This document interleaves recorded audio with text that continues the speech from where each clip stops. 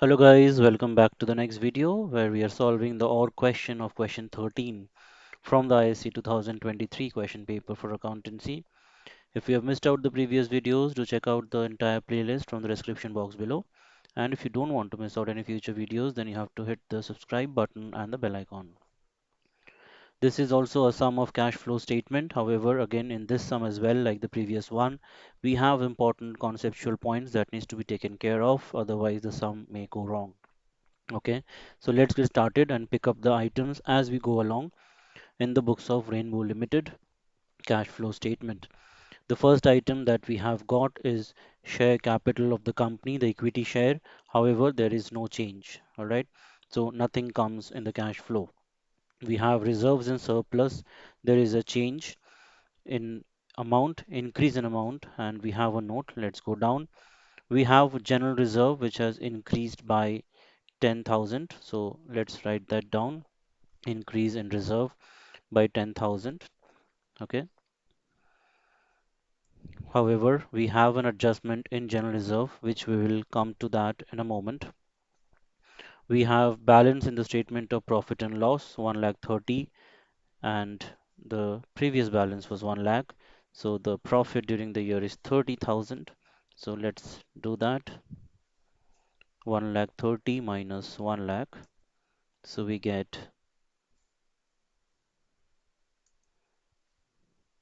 30,000. That's the profit surplus balance. So this item is done as well. Let's move on to the next item that we have. Long-term borrowings, 5% debentures we have, and we see there is an increase in the debenture. All right, whenever there is an increase in the debenture or there is a decrease in the debenture, look for the date when was this issued or when was this redeemed. We have new debentures worth 90,000 issued. So let's see.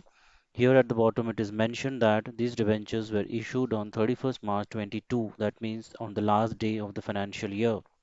That means on the new debentures, no interest to be paid. The entire interest of 5% to be paid on 2,60,000. All right. And we know interest where we record. It comes at two places. First, it comes as a part of adjustment for non-cash and non-operating items. So let's write that down. 5% of 2,60,000, that comes to 13,000, and the same amount will come here under financing activity, that we have payment of interest on debentures as a negative figure, as an outflow, because it's paid outside. All right, so this one is done. However, we have a second part to it, and these were issued at a discount of 10%. Okay, and the discount was written off from general reserve. This is important. So the discount is 10%. Let's do the calculation first, that how much is the proceeds from issue of debentures.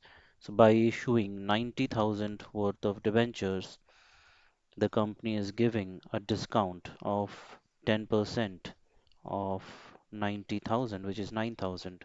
So the net proceeds, issue price of these debentures are 81,000, right?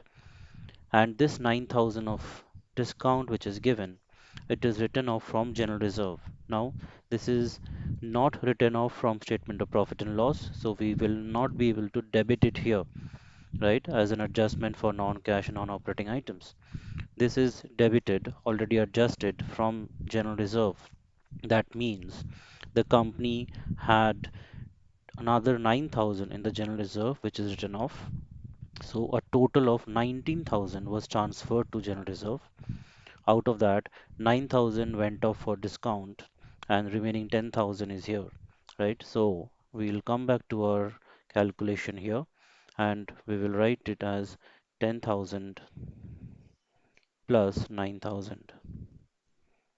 Okay, so this becomes 19,000 for us. This was the trick part, one of the trick parts in the question. We have more such things to take care of, so let's get started with the rest of the sum. Next item that we have got is short-term provision. We have provision for tax, the current year and the previous year. The current year amount comes in the net profit before tax calculation, so 30,000 is added here. and the previous year amount goes as tax paid in the current year. So that comes to 25,000 here. All right. So let's do the NBT calculation. We have all the figures which are required. 79,000 is my NBT, and let's put that here. Okay. Let's see the other items that we have. Property, plant and equipment, plant and machinery we have, and there is a decrease in the value. However, we have sale, we have loss given to us, but no depreciation is given to us. That needs to be calculated from the plant and machinery account that we need to prepare as a part of working. So let's do that. To balance BD that we have 7 lakh 80,000, and by balance CD, that will be 6 lakhs. All right.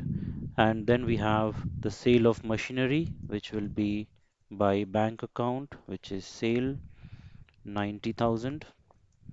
Then we have the loss on sale, which is by PL account, loss, that's 10,000. So the balancing figure is depreciation.